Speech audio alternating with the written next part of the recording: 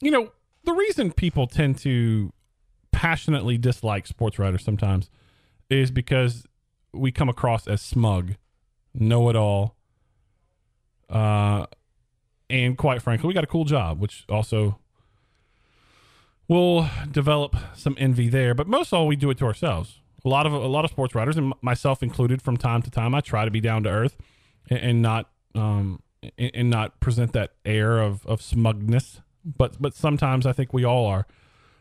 But what fans really don't like is when a sports writer makes a prediction. And let's face it, this is a business where you are forced, want to or not, to make predictions.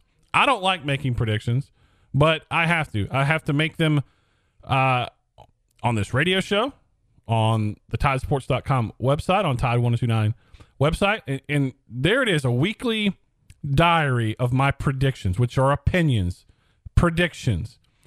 So sometimes you're wrong.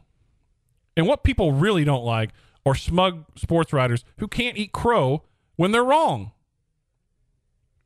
I was wrong last year. I thought Robert Foster would have a great year. I said so. Had an entire almost 2-hour radio show last summer about how I thought Robert Foster was due for a breakout year. I was wrong.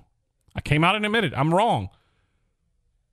But when you try to couch your opinion after the fact and say, well, that's not what I said, or you're trying to get into semantics, just eat crow. Of course, I'm talking about Dan Wolken of USA Today. He comes out and says he couldn't believe that the line was 19 for Alabama Vanderbilt. And he said he didn't think it'd be a slam dunk. He didn't think it was a slam dunk that Alabama would even score 19 for the entire game. Well, when predictions go wrong, when opinions go wrong, as from the old Chappelle skit, when keeping it real goes wrong, it goes really, really wrong. And for Dan Wolken, it went really, really wrong because Alabama had 21 points in the first quarter. So they got their 19. They had 19 covered, and they had their 19 points. So at that point, just come out and make fun of yourself. People like humility. People like when you make a mistake for you to own that mistake. For you to come out, hey, I got this game wrong. I thought it would be, just like about everyone else, I'm looking at Alabama's performance coming off of Colorado State, a team that doesn't look to be playing particularly well. And I'm looking at Vanderbilt, who's feeling good, who's at home. I thought Alabama would win. I thought it was a slam dunk Alabama would win by 2 scores. In fact, I think I picked it 25-8. I had a 17-point spread. I didn't have Alabama covering, but I had Alabama winning. But I was wrong. And I was wrong in a big way. Because Alabama scored double what I predicted it would score. More than double. I had them at 25. They scored 59. I was wrong.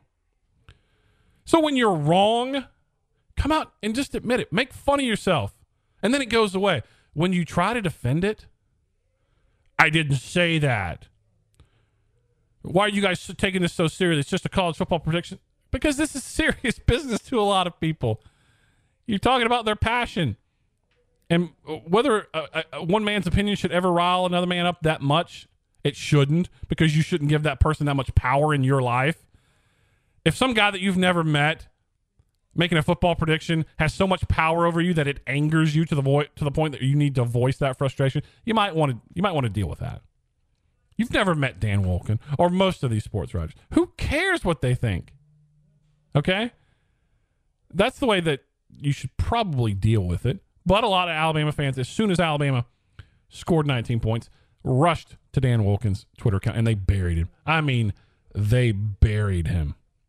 And the proper response then is to come out and say, man, I gotta wear this one. Like a fastball in the back. I gotta wear it. I gotta wear it and run to first base. I was wrong, and you laugh at yourself, and it goes away. When you dig in, when you make fun of the people coming at you, they just hate you all the more. And they remember it. And they just add it to the list of things that you've said in the past.